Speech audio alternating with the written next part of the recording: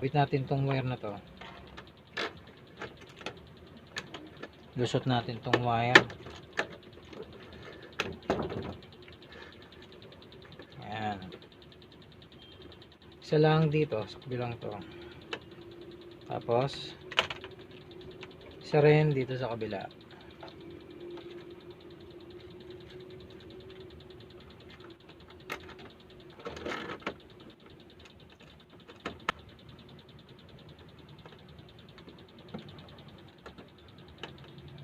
Okay. Pagkatapos ikabit tong wire na tigisang to, kailangan natin kabitan naman dito sa mayroong flexible na to na dalawang wire. Ito yun.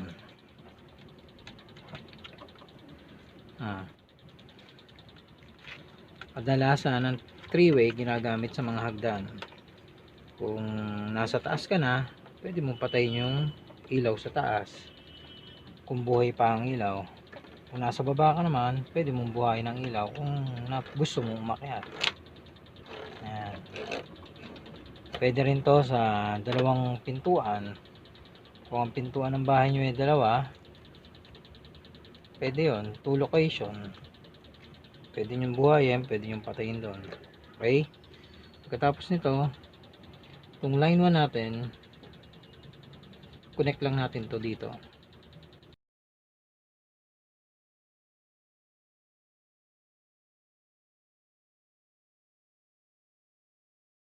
Tapos nito, ito naman, pagkakabit ng switch. Paano ba magkabit ng switch? Unang-una, ito yung switch ng 3-way natin. Ang 3-way natin, meron yung number na 0, 1, 3. Ang 0 natin, para magkaroon ng supply, kailangan natin kabit ang 0 dito. Kaya, kabit na natin itong 0. Tapos, itong dalawang wire na to na kinabit natin is para yan dito sa 1 at 3. Okay? 1 at 3. Lagay nyo. Kahit magkabaliktad naman yan, okay lang yan. Kahit dito magkabaliktad, 1 and 3, okay lang yan. Yan, kabit na natin dito ang switch.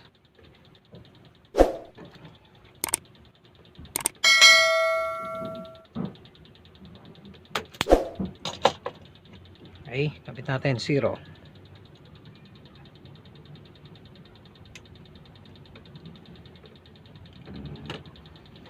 Parehas lang naman 0 yan, dalawang butas na yan. Dalawa 0 nya. Ito 1, 3 ha.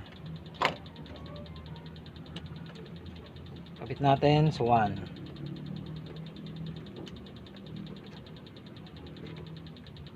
Then kabit natin yung isa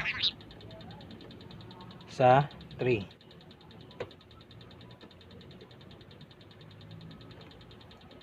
Okay. Okay na tayo dun sa isa. Ikabit na natin. Nabahan ko na ang wire at hindi ko na rin nilagyan siya ng plates kasi para mas makita nyo. Tapos ito naman 0. Galing naman dito sa isang to. Itong nagsosolong wire na to, dito nyo lalagyan 0. Okay. Tapos ito 1 and 3. Lagay na natin. Then kabit natin to.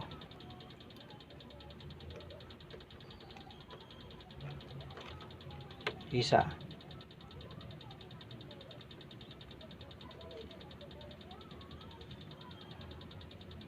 Okay. Kaya yung ating line 1 ay kabit na natin papunta sa switch, umikot na dito, pumasok dito, nagbato dito, papunta dito, lumabas dito, kaya mabubuhay yung bokilya, yung ilaw. Kaya yung line 2 natin, ilalagay na natin doon sa pinaka bokilya. Kaya line 1 and line 2, okay? Ganun pa rin. Yung pinaka sentrong yun, lagay natin lagi dito sa switch. Kung saan yung papunta sa switch. Ito.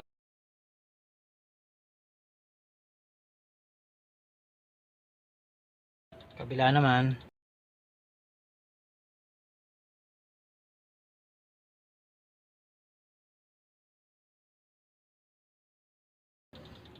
Ngayon, okay na nga, ano? Nakabit na natin. Te-tester mo muna natin kung okay ang linya natin. Unang-una natin i-check, kabit natin ng test probe natin dun sa line 1 natin. Okay? Nakikita nyo, kinabit ko sa line 1. Yan ang ating tester. Tapos, dito sa gitna, lagay natin. Ayun, nakita nyo, nakalagay na sa gitna. Ngayon, wala siyang reading. Pag binuhin nyo dito sa kabila, ayun, may reading na siya. Okay? Pag pinatay ko naman dito sa kabila, wala siyang reading. Ibig sabihin, okay yung linya natin. Gumagana na yung ating circuito papunta, konektado doon. Okay? Okay tayo doon? Tapos, yung kabila naman, sa body naman, gumagana siya. Ibig sabihin, okay yung linya natin. Ngayon, paano na malalaman kung shorted?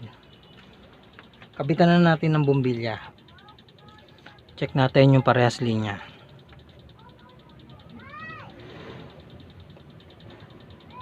Kita nyo, wala siyang reading. Ibig sabihin, no short circuit. Kahit buhayin natin ang switch, wala siyang reading. Ibig sabihin, no short circuit. Kaya, buhayin na natin ang breaker.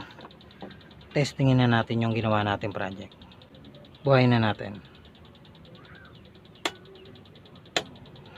Okay, nakita nyo umilaw siya. Ibig sabihin, buhay dito. Papatay natin dito. Patay, buhay.